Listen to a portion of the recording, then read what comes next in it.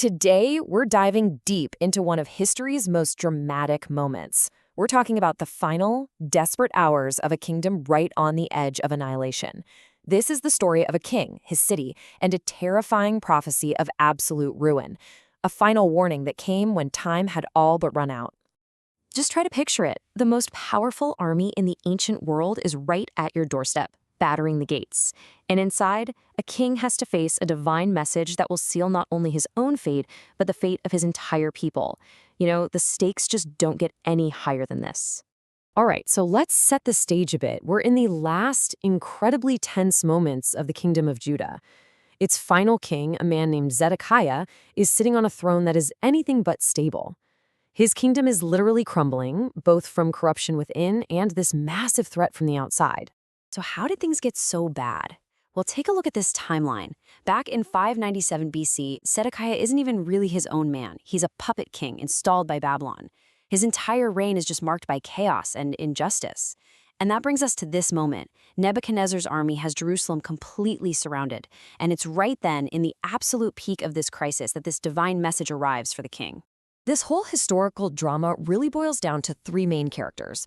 First, you've got King Zedekiah, the man who's completely caught in the crossfire of his own bad decisions. Then there's Jeremiah, the prophet who has the terrible job of delivering God's message. And finally, you have Nebuchadnezzar, the powerful king of Babylon, who's described as the actual instrument of God's judgment.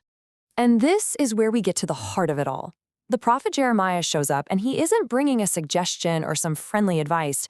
No, he's delivering a direct, non-negotiable warning for the king, a message that absolutely cannot be ignored.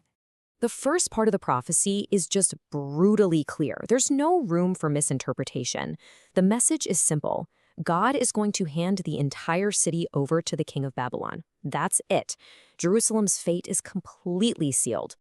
And just in case the king thought this would be a simple surrender, the message gets worse. It spells out exactly how the city will fall. This isn't just a conquest, it's an annihilation. The great city of Jerusalem, he says, will be burned with fire. So you have to ask, why?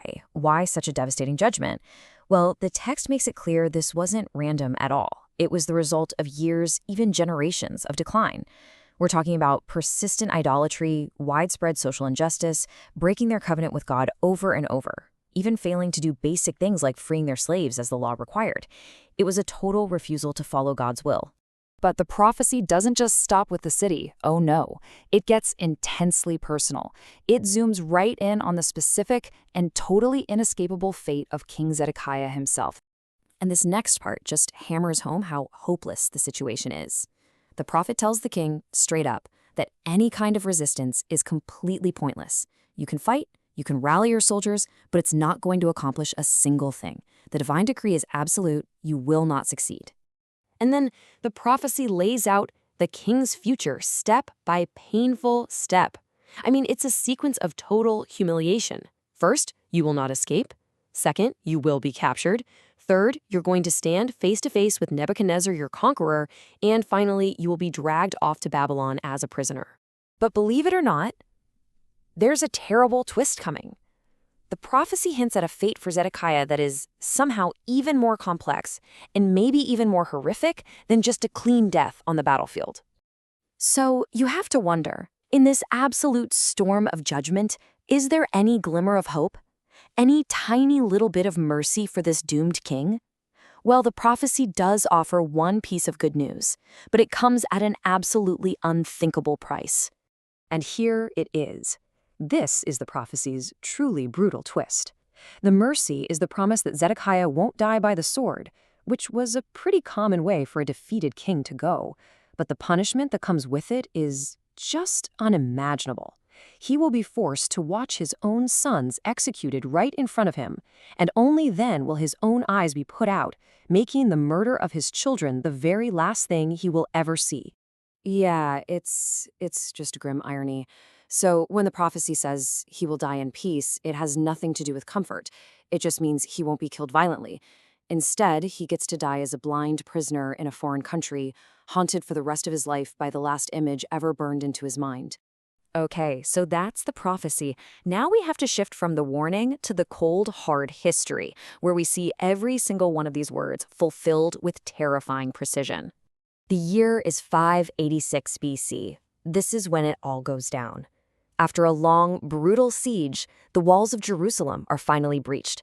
Nebuchadnezzar's army pours into the city, and just like that, the kingdom of Judah is over. And just look at the aftermath. It's like a checklist of everything Jeremiah said would happen. The city and its sacred temple burned to the ground. King Zedekiah, he tried to run, but he was captured. His sons, executed right in front of him. Then he was blinded and exiled. The people, taken away into captivity. It happened exactly as predicted. So what's the big takeaway here? Well, this whole event really stands as this powerful, sobering symbol. It's a story about what happens when you ignore warnings, about the real cost of breaking promises, and about the devastating reality of judgment. And that leaves us with a question that echoes way beyond the ancient walls of Jerusalem. A question for all of us, really. When you're faced with a clear and final warning, what is the true cost of choosing to look the other way?